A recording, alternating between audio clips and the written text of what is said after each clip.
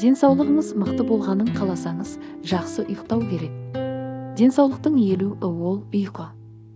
Сол ұйқыны дұрыстау үшін сіздерге бірнеше кеңес бергіміз келеді. Ұйықтар алдында кітап пен теледидарды ұмытыңыз.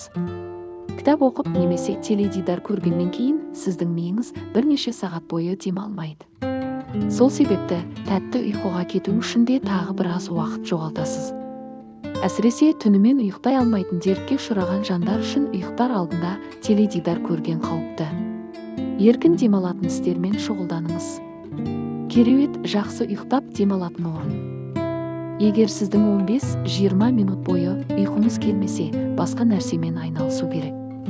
Мысалы, өзіңізді тыныштандыратын іспен айналыссаңыз, бұл жақсы ұйықтауға әсерін тигізеді.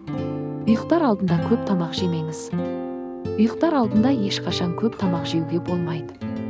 Мейлінше жатардан 2-3 сағат бұрын тамақтанған жөн.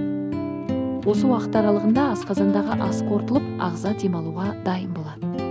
Егер қарныңызды тойдырып алып, ұйықтауға бет алсаңыз, ағза бір түннің ішінде толыққанды қалпына келмейді де, келесі күні өзіңізді жайсыз сезінесіз. Жатар алдында ұйықтайтын бөлмені желдетіп алыңыз. Жақсы демалу үшін таза ауа қажеттігі бәріне белгілі жайт. Сондықтан күн сайын ұйықтайтын бөлмені желдетіп алу керек. Оның үстіне жатын бөлмедегі ауа таза болған сайын салқынырақ болатынын ұмытпаңыз. Ал дәл осындай жағдай сіздің тәтті ұйқыға тез берілуіңізге көмектеседі.